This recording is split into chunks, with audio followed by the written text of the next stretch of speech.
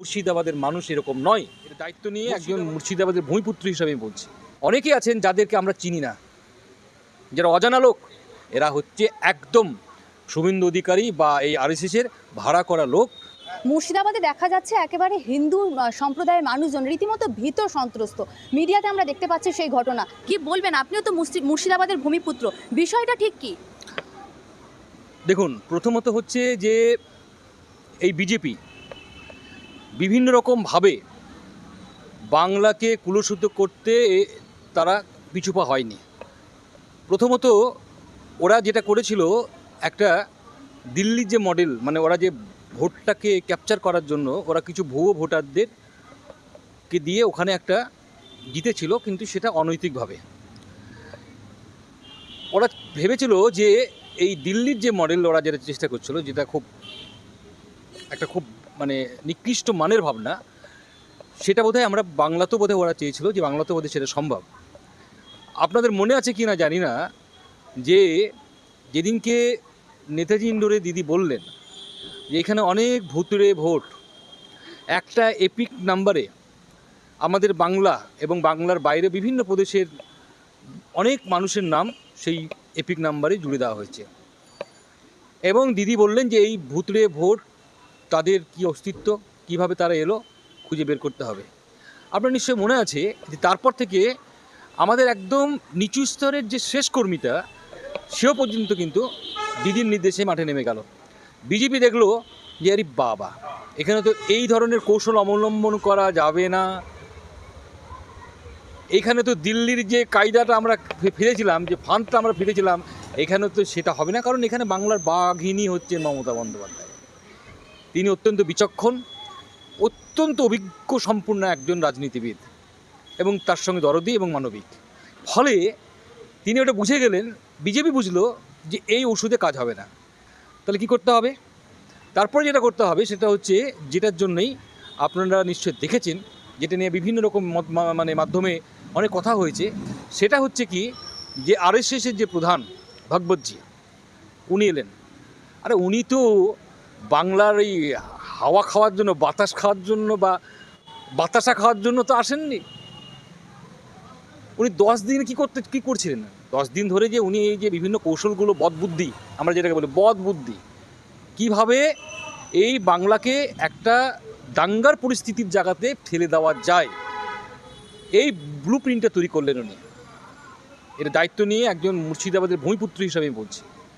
তার কারণটা হচ্ছে, এখানে অনেকেই আছেন যাদেরকে আমরা চিনি না, যারা অজানা লোক, যাদের ওখানকার পশ্চিমবঙ্গের মুর্শিদাবাদ জেলার কোনো বাসিন্দা সেটা আমরা মনে করতে পারছি না। এরা মুর্শিদাবাদের লোক নয়। ওরা কি করলেন, বহুরূপী হয়ে বারবার রূপ পাল্টালেন। একবার রূপ হচ্ছে মুসলমান, একটা রূপ হচ্ছে হিন্দু। কোনো সময় তারা হিন্দু সেজে মসজিদের সামনে গিয়ে পটকা ফাটাতে শুরু করলেন। আবার কোনো সময় মুসলিম সেজে আবার হিন্দুদের বাড়িঘরের প্রতি একটা, যেটা টিভিতে দেখছেন। তো এই যে একজন দাঙ্গাবাজ একটা বিজেপি, একটা বিভাজন সৃষ্টি করে একটা বিজেপি, একটা অশুভ শক্তি একটা বিজেপি, যারা তাদের 100 বছরের এজেন্ডা, যে বিভাজনের রাজনীতি করতে হবে, ভারতবর্ষকে হিন্দু রাষ্ট্র বানাতে হবে, এবং ভারতবর্ষের যে সংস্কৃতি, ভারতবর্ষের যে ধর্মনিরপেক্ষতা, সার্বভৌমত্ব, সেগুলোকে ক্ষমতায়ন শক্তির মধ্য দিয়ে সেটাকে বিনাশ করতে হবে। তারা তো এজেন্ডা ভিত্তিক কাজ করেছে। তাদের এজেন্ডার মধ্যেই ছিল মুসলমান সম্প্রদায়ের অনেক মানুষ, মানে 84% বলা হয়, মুর্শিদাবাদে বসবাস করে। তাহলে এইটা ছড়িয়ে দেওয়া খুব সহজ হবে, যে দেখো মুসলমানরা কিভাবে হিন্দুদের মারছে। অঙ্কটা হচ্ছে এটাই, যে কিভাবে দেখো মুসলমানরা কিভাবে হিন্দুদের মারছে, কিভাবে হিন্দুদের ঘরবাড়ি পুড়িয়ে দেওয়া হচ্ছে, কিভাবে ওদেরকে নিধন করা হচ্ছে। এই দেখো, এইটা হচ্ছে মুসলমানদের চরিত্র। পশ্চিমবঙ্গের বিভিন্ন প্রান্তে যখন এই খবর দেখানো হবে, স্বাভাবিকভাবেই কোনো হিন্দু বন্ধু আমার, সে মনে করবে সত্যি তো তাই। কিন্তু আমি মনে করি, ওখানকার একজন ভূমিপুত্র হিসাবে, একজন অধ্যাপক হিসাবে, একজন সংবেদনশীল মানুষ হিসাবে, মুর্শিদাবাদের মানুষ এরকম নয়।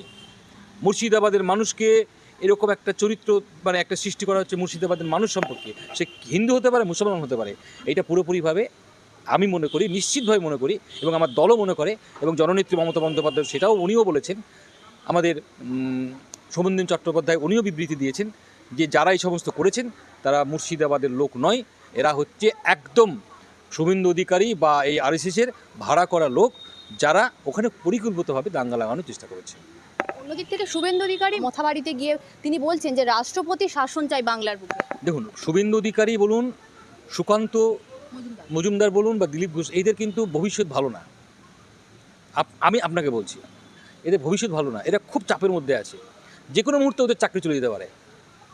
এদের একদম শেষ, একদম বলে না যে ধরুন 1500 মিটার আপনি রানে আপনি যাচ্ছেন, আপনাকে লাস্ট মুহূর্তে যদি মানে খুব না দৌড়ান তাহলে আপনি কিন্তু সাকসেস হতে পারবেন না।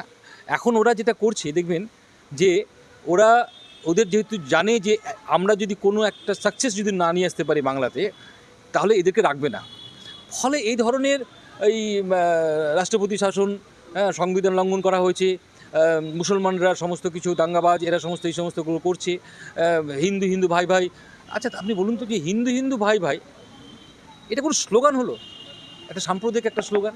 আর এখন যদি শুনুন, এটা যদি বলা হয়, আমি যদি ওটাকে আমি কোট করার চেষ্টা করি, হিন্দু হিন্দু ভাই ভাই, মুসলমান মুসলমান ভাই ভাই, আসুন দাঙ্গা বাঁধায়, এটা কি খুব শোভনীয় হবে? না এটা ভালো হবে যে হিন্দু মুসলমান ভাই ভাই, সম্প্রীতি ঐক্যের বাংলা চাই? কোনটা ভালো হবে? আমি যদি এটা লিখি, আপনার লিখতে গিয়েও তো আপনার মনে হবে একজন শিক্ষিত মানুষ হিসেবে কেউ বিশ্বাস করবে? কোনো হিন্দু কিন্তু তাদের এই ফাঁদে পা দিচ্ছে না। ফলে যখন দেখলো যে হিন্দু মুসলিম হিন্দু হিন্দু ভাই ভাইটা যাচ্ছে না, তাহলে আরও ঘাটা আরও বেশি গভীর করতে হবে, ক্ষতটাকে আরও গভীর করতে হবে, একদম এইখানে ধাক্কা দিতে হবে। কি না, দেখো মুসলমানরা কীভাবে দাঙ্গা করছে, মুসলমানরা কীভাবে ঘরবাড়ি জ্বালিয়ে দিচ্ছে, কাদের? হিন্দুদের। অতএব হিন্দুরা তোমরা একজোট হও, কারণ ওদের কাছে এখন মূল অস্ত্র যে হিন্দুদেরকে একজোট করে একটা ভোটে লড়তে হবে।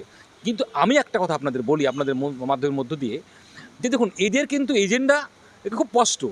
এরা বলছে আমরা বিভাজন চাই, হ্যাঁ ওরা বলছে তো আমরা বিভাজন চাই, ওরা বলছে আমরা হিন্দু হিন্দু ভাই ভাই, হ্যাঁ বলছে তো ভাই।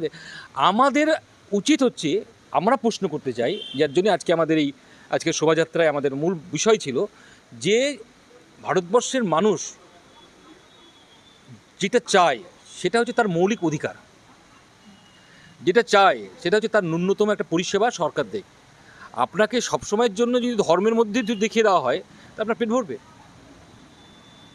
আপনার চাল নেই, চুলো নেই, আপনার খাদ্য নেই, চাকরি নেই, বাসস্থান নেই, সব কিছুই নেই, আপনার মৌলিক অধিকারগুলো কিছুই নেই, কিছুই আপনাকে দেওয়া হলো না।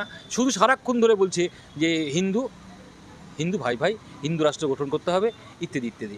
ফলে আমরাও মনে করছি এই সময় দাঁড়িয়ে এদেরকে প্রতিহত করার জন্য আমাদেরকে সামাজিক এবং সাংস্কৃতিক একটা আন্দোলন গড়ে তুলতে হবে। এবং এটা বোঝাতে হবে মানুষকে, আমরা বোঝাতে চাই যে ওরা যে কথাটা বলছে আমরা সেটা বলবো না।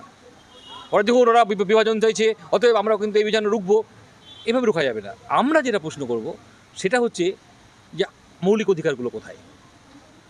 আমার যে চাহিদা, একটা সরকার যে চাহিদা পূরণ করবে, পরিষেবা দেবে, সে পরিষেবাটা দিচ্ছে না কেন? আমার এই যে কাশ্মীর থেকে কন্যাকুমারী পর্যন্ত এত বেকার কেন? কৃষকদের উপর এরকমভাবে কৃষি বিল নিয়ে এসে তাদের যে সম্পত্তি, তাদের যে উৎপাদন, সেটাকে কেন কর্পোরেট ব্যবস্থার মধ্যে ফেলে দেওয়া হচ্ছে? সরকারের যে এই যে অন্যান্য দিকগুলো, সেগুলি আমরা তুলে ধরবো আমাদের আগামী দিনের যে বিভিন্ন যে নাটক, পথসভা ইত্যাদির মধ্য দিয়ে। ফলে বিজেপিকে আমরা মনে করি যে বিজেপিকে প্রতিহত করার জন্য সমস্ত সম্প্রদায়ের, ধর্ম বর্ণ নির্বিশেষে সমস্ত সম্প্রদায়ের কাছে আমি একটাই কথা বলবো যে ধর্ম আপনাকে আপনার পেটটা ভরাবে না, ধর্ম আপনার পেট ভরাবে না। আপনাকে সঠিক সুস্থভাবে স্বাভাবিক জীবন যাপন করতে হলে পারে আপনার চাই সুস্থভাবে বেঁচে থাকা, তার জন্য খাদ্য, বস্ত্র, বাসস্থান, চাকরি, যেটা বিজেপি সরকার দিতে পারে।